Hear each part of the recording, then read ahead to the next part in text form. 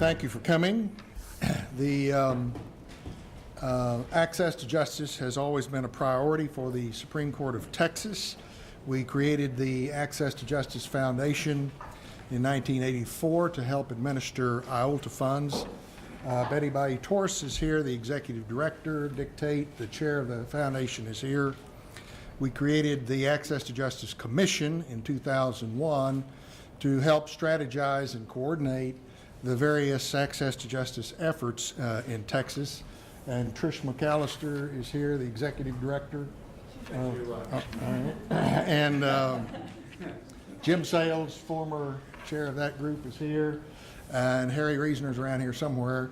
And we appreciate all of their efforts, as well as those of Randy Chapman, who is always helping us with these efforts. The current situation for access to justice in Texas is challenging, to use that euphemism. There are some 5.7 million Texans who qualify for legal aid.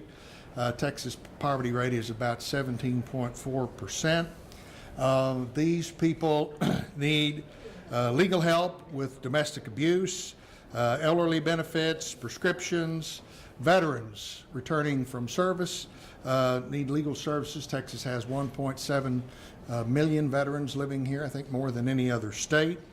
Foreclosures, all sorts of things that are ordinary, basic civil legal services, but the people don't have access to a lawyer and therefore access to the justice to which they're entitled.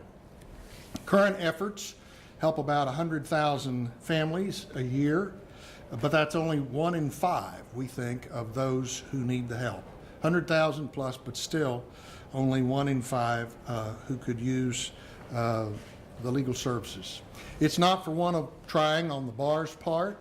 Lawyers in Texas, 93,000 basically, contribute millions of hours of free time every year, worth hundreds of millions of dollars.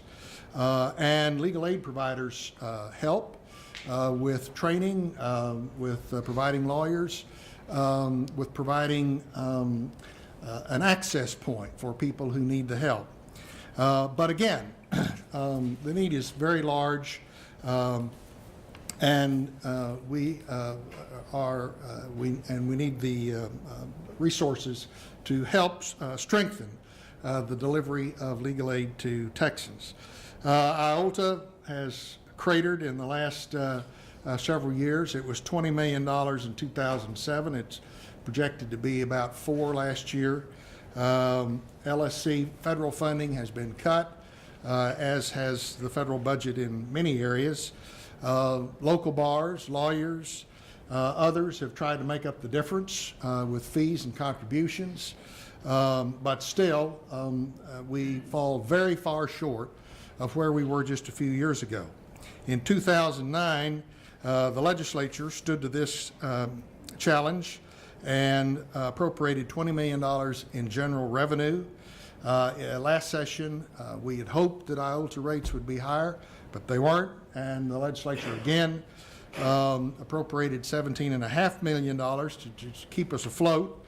And this year, we have asked to maintain that same level of funding, even though the total spent will be down no matter what, and the need continues to grow. So this is a very dire situation for access to justice efforts, but one we appreciate the legislature's help on.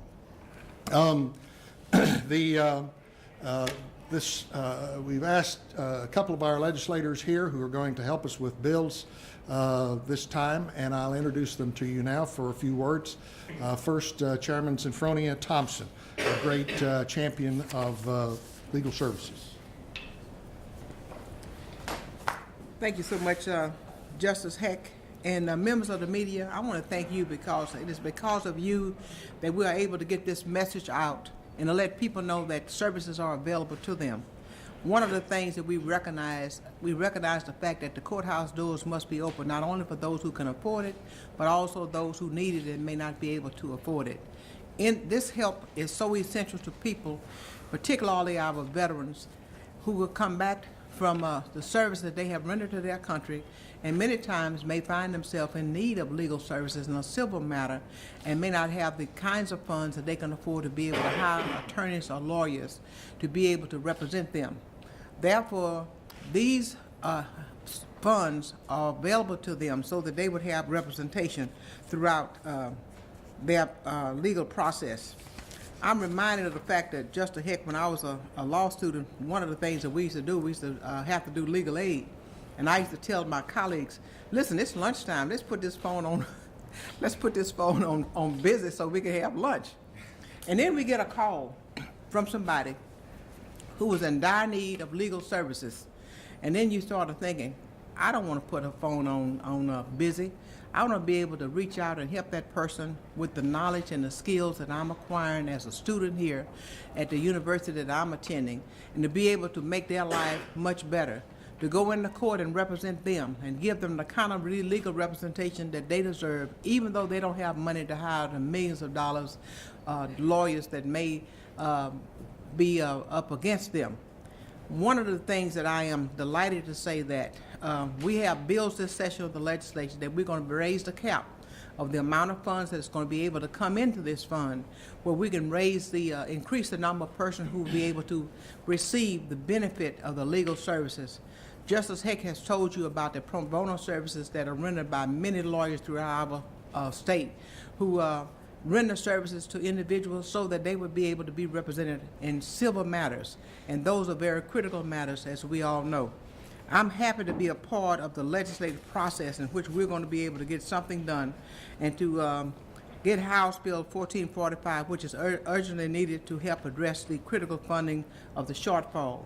We know that we are in a crisis economically, but we also recognize that there are individuals within our community who would like to receive services, who need representation, who needs monies, and we want to be able to have an opportunity to be able to share the funds with them so that we will be able to give them the kind of legal representation that they deserve, the kind of legal representation that is needed, and to be able to address those very critical and critical issues civilly that they are confronted with. So I appreciate the media so very much. Because of you, we're able to get the message out and let them know you may have a legal problem, you may not have funds, but there are agencies within our community, within our state, who are available to help you, to assist you to be able to address those critical issues. Thank you, Chairman Thompson, a lawyer and leader in the Senate who understands these issues very well, is Senator Robert Duncan. Thank you, Justice Heck. Well, first of all, I want to say thank you to the Texas Supreme Court for the leadership that the court has provided on this issue. As we all know, our civil legal system is complex, and there are those in our communities that are simply unable to afford legal assistance or legal counsel to navigate either in child custody issues, family law issues, our veterans in some of these issues that they just need legal help. And this program has always been designed to do that, and basically has run short because of problems that we've all been seeing with our economy, and the ALTA program doesn't support it. So what we need to do is have a stable source of funding. We debated this last session, and we finally did it with general revenue. General revenue should be a part of this funding source, but also this bill that Chairman Thompson and I and others will be presenting to the legislature provides a stable source of funding that we believe will be very helpful to help to further this mission of providing legal services for those who need it and can't afford it. So I want to say thank you for what you've done. I want to thank the Texas Bar Association that's been very active in this particular mission to try to provide legal services for all of those who need it. Thanks very much, Senator, and I know you have to make other meetings. Another legislator who will be helping us in the House with this legislation is Representative Sarah Davis. Thank you very much. I'm very honored to be a part of this effort. As you can see, it is a bipartisan effort, which is sometimes rare here in Austin. So I think it's important that people know that both Republicans and Democrats can support ideas like access to justice. I was personally moved to get involved and really to care about the foundation last session when I was serving on the Judiciary and Civil Jurisprudence Committee, and a woman came and testified during the public testimony part and when we were talking about access to justice. And she told a story about how she actually lived and was from a very wealthy part of Houston and was a victim of domestic violence and had all of her assets, or access to her assets, frozen. And so she had to turn to legal aid and for services. So it can affect all levels of economic stratospheres. And I was so moved by her story, I went to talk to her afterwards, and she confessed that she lived in my district and he was a constituent and voted for me. And that I will never forget hearing how this commission really helped her. And then it became not just an abstract idea of access to justice, but became a very real program that helps people that I represent. So I want to say that thank you to the court for being so active on this issue, and for the bar and everyone that's been involved. As an attorney, I have many colleagues among the vast group of Texas lawyers who donate more than 2 million hours of free legal indirect services to low-income Texans annually. And as you've heard, there's just still a large unmet need. I believe there are approximately 80% of the legal needs of poor Texans who desperately need services are unable to get them. You've heard about how legal aid can help. It can help people from losing their homes. It can help children. It can help victims of domestic violence. It can help our veterans who have sacrificed so much for this country. And the value of legal aid goes beyond the individuals that it represents. It really does serve a higher purpose, ensuring that the doors of the courthouse are open to all. Providing access to justice is a cornerstone of our democracy, and I'm very proud to play a role in leading the effort for this legislation. Thanks very much. The lady Representative Davis referred to turned to me in this room last session and said, "Tell the Supreme Court they saved my life." So I did do that, and it had a profound effect on my colleagues, because the efforts of access to justice are etched in the lives of the people who gain representation. And we have one with us today. Julia Rodriguez, an attorney and the Director of Legal Services for Family Violence Prevention in San Antonio, is here, and we'll introduce her. My agency, Family Violence Prevention Services, the Battered Women and Children's Shelter in San Antonio, is one of several agencies in Texas that receives funding to provide free legal services for indigent clients. Specifically, my agency provides legal services for victims of domestic violence. I'm here today to introduce Margarita Sanchez, who is one of our clients, who I met the same week that she had been released from the hospital right after she had been stabbed multiple times by her husband. When Margarita came into my office, she was black and blue. She had visible stab wounds, and she was very confused. She had some papers in her hand, and she said something about she thought her husband had filed for divorce, but she thought he had dropped it. And I quickly found out in that meeting that just before he had assaulted her and nearly killed her, he'd actually filed for a divorce against her and gotten orders to prevent her from returning back into the home. So she was at our shelter without any of her property, without being able to go back in the home, and without any protection. She was particularly terrified because she thought her husband was going to be released from jail soon, which he was, and she didn't have any protection. So our agency was able to help her with her divorce and finalize her divorce and to help her obtain a protective order. While Margarita's story is shocking and horrible, unfortunately it is not an unusual story in San Antonio, in Bexar County, or in any other county in this state. And while we as an agency were fortunate enough to help Margarita and to be able to help other victims like her, there are many, many more that never walk through the doors of my agency that I never meet and that I have no idea what happened to. And so Margarita is a success story, but I encourage everyone to assist with legal services because this literally is life-saving.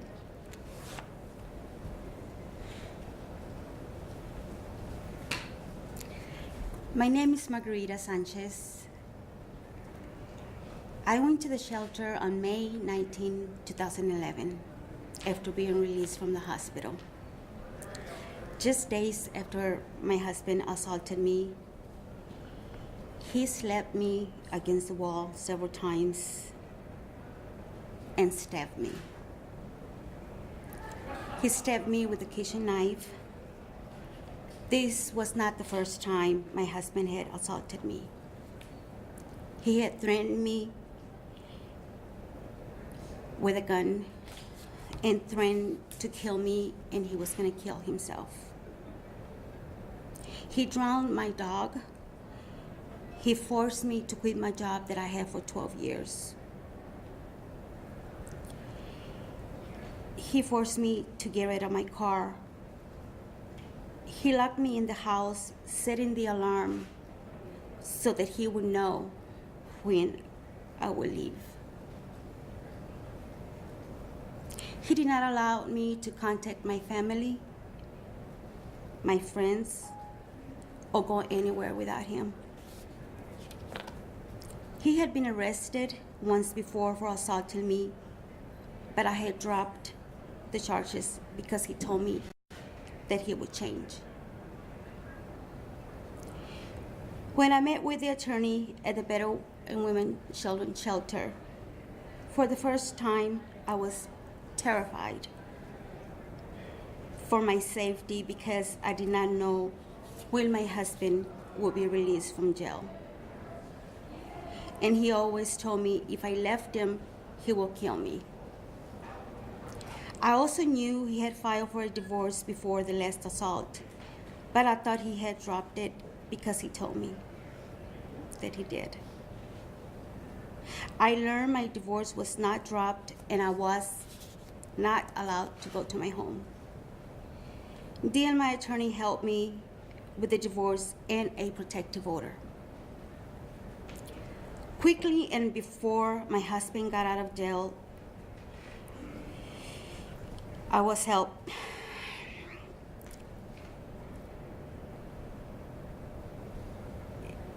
With the shelter's assistance, I was able to finalize my divorce and protective order.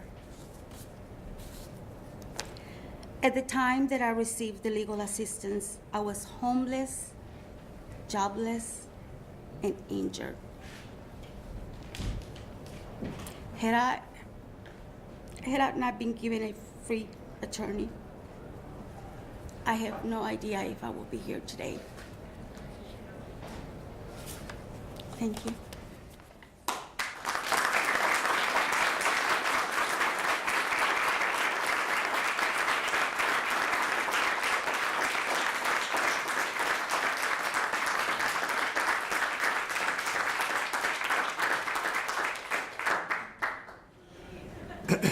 Thank you, Ms. Sanchez, for your coming here today and for your courage in telling us about your story and the inspiration that it is to all of us who labor in this worthy cause. That concludes our presentation. I'll be happy to answer questions from the press if there are any. Yes. Yeah, one quick question. I want to make sure I understood. Legislation being proposed is going to propose a new dedicated source of funding. Can you go into more details and how it differs? Because we've had issues with dedicated sources of funding not holding up. This is Senate Bill 635 and House Bill 1445. Already revenues collected, fees and fines collected by the Attorney General in certain kinds of cases are dedicated to civil legal services, but there's a $10 million cap. In this past year or so, the national bank foreclosure lawsuit settled, and a lot of that money came to Texas. The Attorney General put $10 million in that fund, which helped us enormously, but there's been a $10 million cap, and this legislation would raise it to $50 million. Yes? Why 50? I mean, more or less. Well, sometimes there's more in the fund, sometimes there's less. It's kind of hard to tell prospectively what it's going to be, but it's simply a number that we thought was a fair number to put in the statute. And also, the bill also expands the kind of cases that the penalties can come from. It doesn't raise any penalty. No, doesn't raise any penalty. And so between this and with the legislature holding steady with the GR commitment, I guess with IOLTA, it can't go much lower. I mean, is this where y'all need to be funding wise? No, we need to be a lot higher. Funding is going to go down this year, the next 2 years, almost no matter what, as it has been going down. But times are hard, and we recognize that.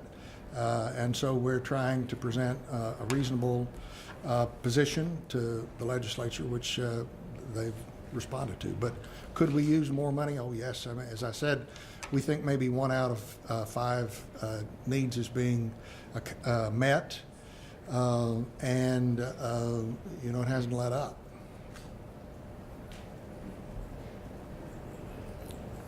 Well, thanks everyone for coming. Harry Reasoner came in earlier. He's as I mentioned, the chair of the Access to Justice Commission, and without whose efforts we could not do as well as we have. But thanks everyone for coming.